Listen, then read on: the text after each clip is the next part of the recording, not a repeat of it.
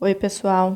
Vamos dar continuidade, então, às nossas discussões da unidade 3, no qual nós nos propomos a falar alguns elementos específicos aí que diz respeito ao aluno do público-alvo da educação especial, tá? Então, nós vamos falar um pouquinho sobre a questão da acessibilidade desse aluno na sala de aula e algumas estratégias aí possíveis para otimizar essa questão da acessibilidade.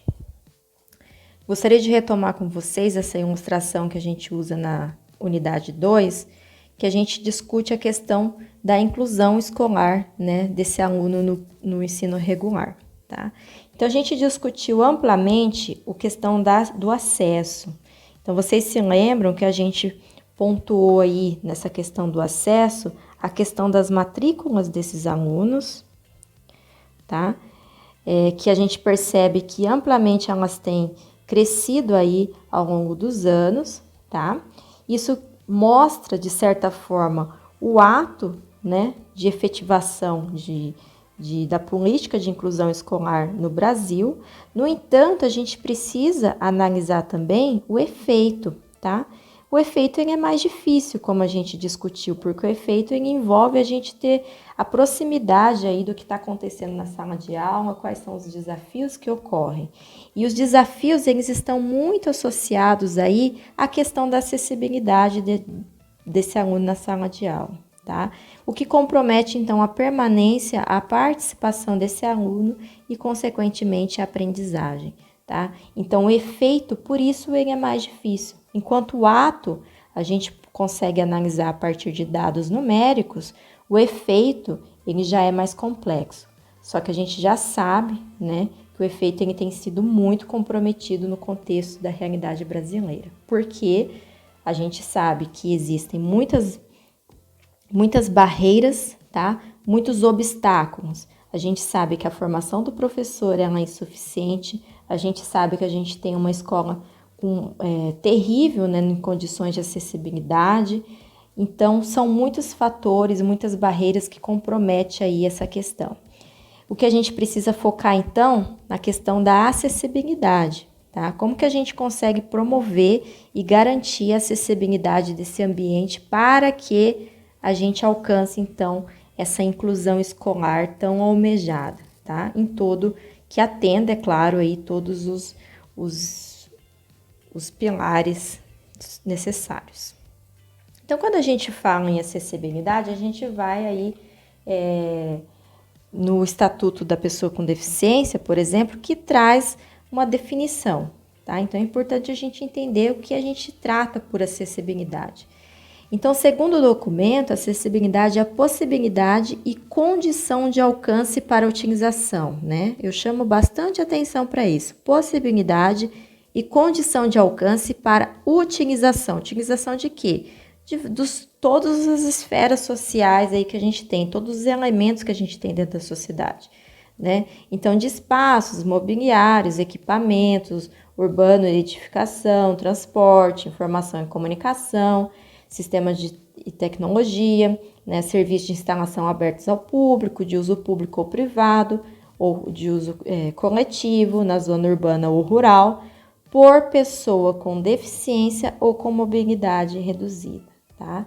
Então, a acessibilidade é essa garantia, né, do direito ao acesso a tudo isso que essa pessoa tem direito, que é de direito de todo ser humano, né?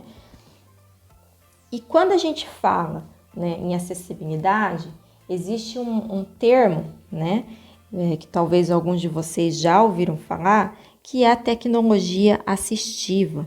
Tá? A tecnologia assistiva é um meio pelo qual a gente consegue garantir o acesso, né, respeitar a questão da acessibilidade para vários estudantes, né, com deficiência no ensino comum, no ensino regular.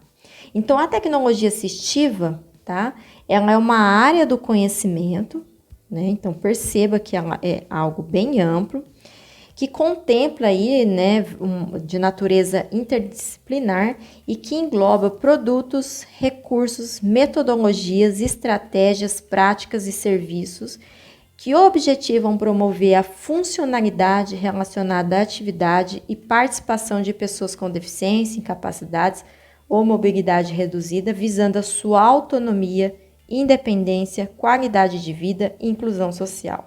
Então, a tecnologia assistiva ela é muito importante, né, para trazer aí a função, né, a funcionalidade de algo que está ausente, seja temporariamente ou em definitivo, né, na pessoa. É importante chamar a atenção disso, porque não necessariamente uma condição que não pode ser excluída, né, da pessoa, ela também não pode vir a se beneficiar de instrumentos, né, da tecnologia assistiva, de produtos da tecnologia assistiva.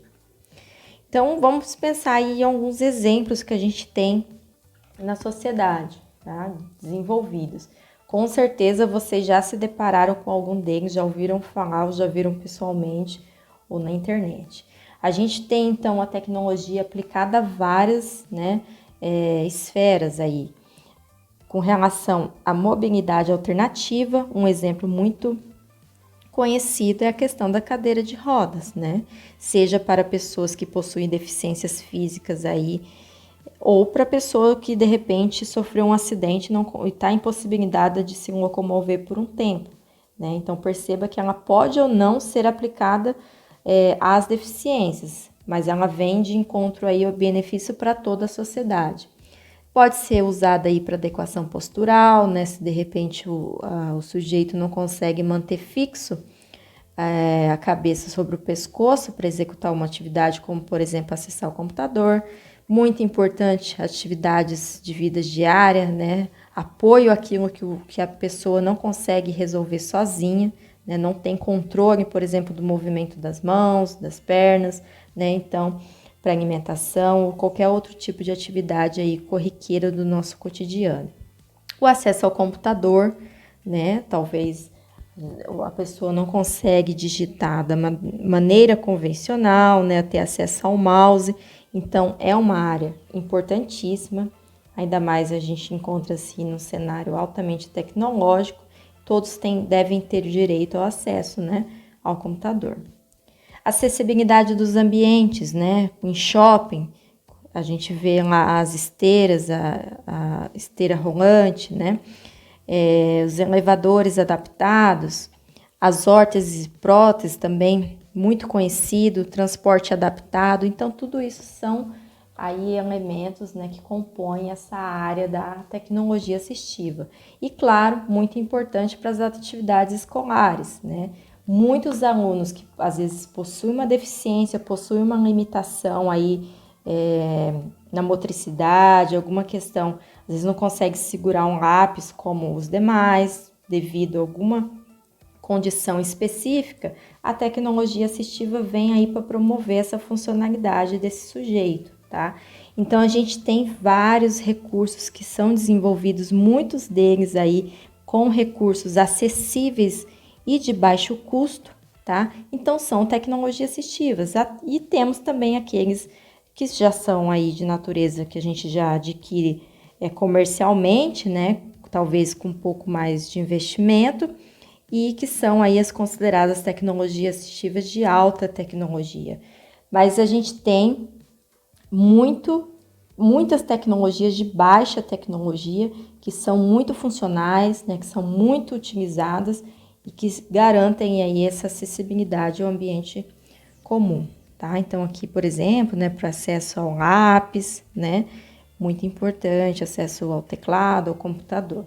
Então são diversos. Se vocês tiverem curiosidade em buscar, por exemplo, no Google, vocês vão ver que aí tem uma gama imensa, né, aplicada a todas as áreas do conhecimento. Eu coloco aqui um vídeo para vocês perceberem, né, é um material desenvolvido com copinhos, né, super acessíveis, que ajuda a discutir a questão das fases da Lua, né? Então, é um material, né, que eu chamo a atenção, que é acessível, né? Dependendo aí, é claro que se a gente tiver uma condição de deficiência visual, a gente precisa fazer algumas adequações. Mas é um material que vem garantir acessibilidade aí para algumas condições e que pode ser usado para todos os alunos, né? Tornar um pouco mais dinâmica, mais lúdica a discussão desse conteúdo. Esse é só um exemplo. Mais a dizer.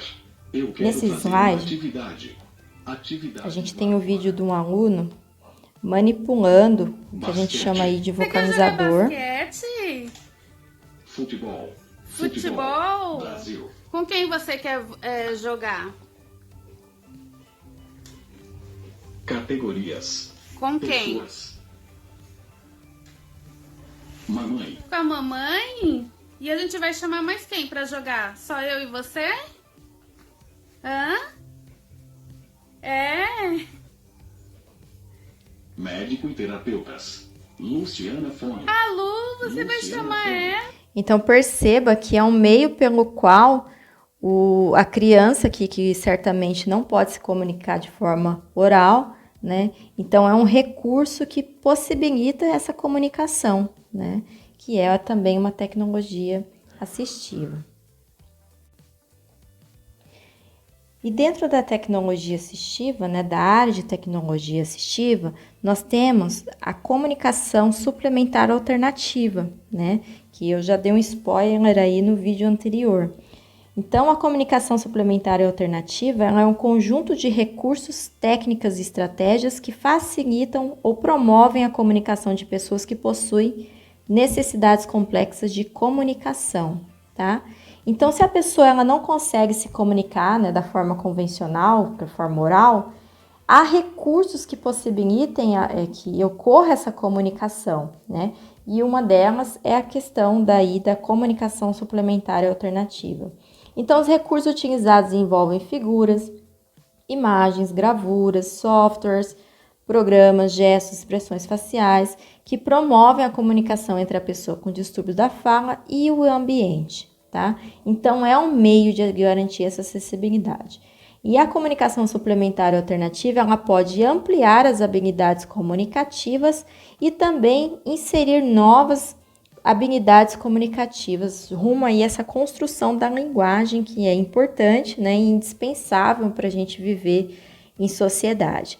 E é importante chamar a atenção, né, que assim como os recursos de tecnologia assistiva, a comunicação alternativa ela é muito importante para alguns alunos com deficiência que aí não conseguem desenvolver a fala, né, a comunicação oral, mas também para pessoas que talvez passem por momentos de ausência de comunicação oral, tá? Então, devido a algum acidente, algo que venha acontecer na vida de qualquer pessoa, a comunicação alternativa também pode ser muito importante. Aqui nesse slide eu coloco algumas ilustrações que representam a comunicação alternativa, tá? Quando a gente fala em comunicação alternativa, a gente fala muito na questão da troca da figura pelo próprio objeto, né, que é o PEX, aqui no Brasil. Existem muitos softwares que ajudam a construir essas figuras, né? Elas podem ser fotos também ou ilustrações, né, como essas desse slide. Aqui, por exemplo, utilizando por meio do tablet, né? Ou a troca mesmo da figura pela palavra, pelo objeto. Então, uma questão importante, né, que muito se pensa que a comunicação alternativa ela é o último recurso a ser utilizado pela pessoa, né? É como se ela já tivesse tentado de tudo e entra então com a comunicação alternativa. Mas muitos especialistas da área, né, vêm falar que a comunicação alternativa deve ser pensada também como uma das primeiras possibilidades do indivíduo, tá? Então, logo que se manifesta essa defasagem entre a comunicação, né, e esse acesso ao meio, a relação com o meio do indivíduo, né, já há de se considerar a introdução, o desenvolvimento da adoção aí de recursos de comunicação alternativa, tá? Então, é um recurso que contribui para ampliar uma comunicação já existente ou limitada, ou ainda como uma alternativa quando a fala realmente ela não existe, tá? O ideal é que seja um trabalho interdisciplinar, né, que leve em consideração a participação de professores com vários profissionais, como fonoaudiólogos, terapeutas ocupacionais, psicólogos e fisioterapeutas, tá? No Brasil, A gente tem aí o professor de educação especial que atende, né, que recebe esse aluno no atendimento educacional especializado, conforme a gente discutiu em unidades anteriores, né, que vai ser o profissional aí que vai ter o contato com esse aluno, né, que demanda a comunicação alternativa. Então, será investigado se esse aluno já faz uso da comunicação alternativa, se não, né, iniciar uma introdução ao uso, né, e é muito importante o contato, então, desse profissional, né, o contato com a família, porque a comunicação alternativa deve ocorrer em todos os ambientes, inclusive em casa, e o contato com o professor do ensino comum, né, para que haja esse diálogo, né, essa parceria, para que seja construído o conhecimento nesse aluno. Eu deixo aqui, então, nessa última tela, né, de curiosidade para quem quiser explorar um pouco mais, o aplicativo Let Me Talk. O Let Me Talk é um aplicativo que permite que você explore, então, a comunicação alternativa, super intuitivo, tem em português, tá? Então, você consegue construir algumas frases, né, explorar algumas palavras. Então, é bastante interessante para quem quiser explorar um pouquinho e conhecer. Quem quiser conhecer, então, é só apontar a câmera aqui para a tela e fazer o download, que é super fácil. Qualquer dúvida, a gente também está à disposição. Então, essa era a discussão de hoje, né? A gente se encontra, então, nos próximos vídeos e nos nossos encontros síncronos. Um abração a todos.